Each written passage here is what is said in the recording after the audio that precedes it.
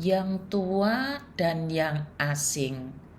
Imamat 19 ayat 33. Engkau harus bangun berdiri di hadapan orang ubanan, dan engkau harus menaruh hormat kepada orang yang tua, dan engkau harus takut akan Allahmu.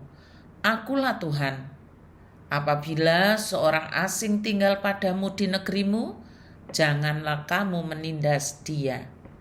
Saudara-saudara yang dikasihi oleh Tuhan, salam damai sejahtera bagi kita sekalian. Saat teduh kita hari ini dari Imamat 19 ayat 32 sampai 37. Pada saat teduh kita hari ini, Tuhan memberikan aturan dan perintah mengenai sikap kita kepada orang yang lebih tua. Sikap kita kepada orang asing. Orang asing di sini adalah orang yang berbeda dengan kita dan mereka dalam keadaan susah atau menderita. Bukan bule-bule yang lagi melancong ya, bukan. Juga sikap kita kepada sesama ketika dalam urusan pekerjaan sehari-hari. Tentu kita bertanya begini, mengapa mesti diatur-atur sih? Wong semua orang Kristen belum tentu taat, belum tentu mengerjakan. Lihat aja sendiri kan banyak orang Kristen yang lakunya tidak berbeda dengan mereka yang bukan Kristen. Malahan yang bukan Kristen bisa lebih baik. Begitu kira-kira sungut-sungut orang yang diperhadapkan dengan berbagai aturan.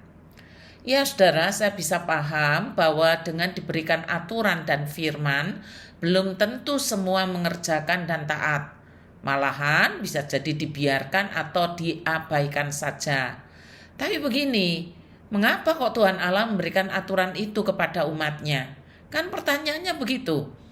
Mengapa kok Allah memberikan aturan kepada umatnya mengenai sikap kepada orang yang lebih tua, sikap kepada orang asing yang susah, sikap kepada sesama dalam pekerjaan dan lain-lain?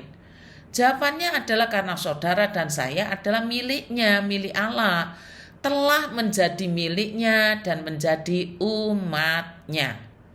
Umat Allah yang kudus sebab Allah itu kudus.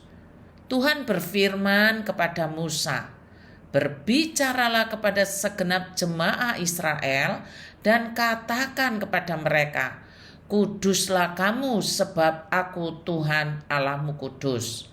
Jadi itu semua yang merupakan alasan mengapa kita diberikan aturan. Kekudusan itu harus terpancar terang dalam hidup umatnya. Karena itu Tuhan Allah memberikan aturan-aturan yang menyatakan betapa kudusnya Allah kita itu. Saya akan membacakan dalam terjemahan sehari-hari yang berbunyi begini saudara. Seganilah dan hormatilah orang-orang tua. Hendaklah kamu hormat dan takut kepadaku, ku Tuhan, sebab akulah Tuhan. Saudara perhatikan baik-baik aturan ini. Mengapa kita harus segan dan menghormati orang yang lebih tua? Karena kita hormat dan takut Tuhan. Dasar ini dulu yang harus kita taruh dalam hati kita. Karena kita hormat dan takut Tuhan. Tentu kita bertanya, bagaimana kalau orang tua itu berlaku salah atau menimbulkan sakit hati kepada anak-anaknya atau kepada orang yang lebih muda? Apakah harus tetap segan dan menghormatinya? Jawabannya iya. Karena kita takut dan hormat kepada Tuhan Allah. Karena takut dan hormat kepada Tuhan Allah lah, maka kita segan dan menghormati orang yang lebih tua. Orang tua di sini bisa menunjuk pada orang tua, orang yang usianya tua, yang sudah beruban, demikian istilah yang dipakai Alkitab, atau lanjut umurnya. Pada zaman dulu, zaman Alkitab, bentuk hormat kepada orang yang lebih tua disebut orang beruban tadi adalah dengan sikap berdiri jika mereka lewat di depan kita. Itu merupakan bentuk kesantunan. Marilah kita jaga kesantunan kita terhadap orang-orang yang lebih tua. Jangan bersikap kurang ajar, apalagi membentak-bentak. Ada cara yang lebih elegan, menyatakan ketidaksetujuan kita terhadap orang-orang yang perangainya kasar walaupun orang itu sudah tua. termasuk kepada orang yang disebut beruban. Jangan pernah kehilangan kesantunan. Mengapa? Sebab kita adalah umat Allah yang kudus. Lalu ayat berikutnya berkata begini, jangan berbuat tidak baik kepada orang asing yang tinggal di negerimu. Perlakukanlah mereka seperti kamu memperlakukan orang-orang sebangsamu, dan cintailah mereka seperti kamu mencintai dirimu sendiri. Ingatlah bahwa kamu pun pernah hidup sebagai orang asing di Mesir. Akulah Tuhan Allahmu. Pada zaman Alkitab ya saudara, yang disebut orang asing di sini adalah yang tidak sebangsa dan hidupnya susah sehingga harus menjadi budak. Orang yang menjadi budak adalah orang yang berpotensi untuk selalu dieksploitasi tenaga dan hidupnya. Tuhan Allah menetapkan aturan yang menyatakan kekudusan Allah agar umat tidak bersikap pada umumnya terhadap orang asing. Sebaliknya Tuhan Allah maksudnya menerapkan relasi mengasihi. Relasi kasih ini adalah cara hidup yang mengcounter balas dendam.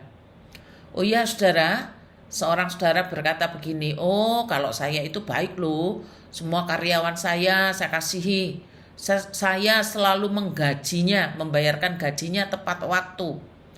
Saya setuju sih, tapi itu kebagian umum. Sebab saudara menggaji karyawan itu karena mereka sudah bekerja, bukan karena saudara bersedekah.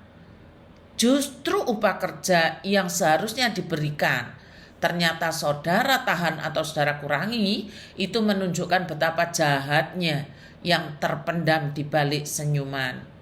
Jangan lakukan ya saudara. Ayat lanjutnya, jangan menipu orang lain dengan memakai ukuran timbangan atau takaran palsu. Pakailah meteran timbangan atau takaran yang betul. Akulah Tuhan Allahmu, dan aku telah membawa kamu keluar dari Mesir. Taatilah segala hukum dan perintahku, akulah Tuhan. Tuhan memerintahkan kita jujur tanpa rekayasa. Apa alasannya? Karena Tuhan Allah kita kudus. Cara Allah menguduskan kita, memisahkan kita dari cara hidup dunia ini adalah dengan memberikan aturan firman-Nya.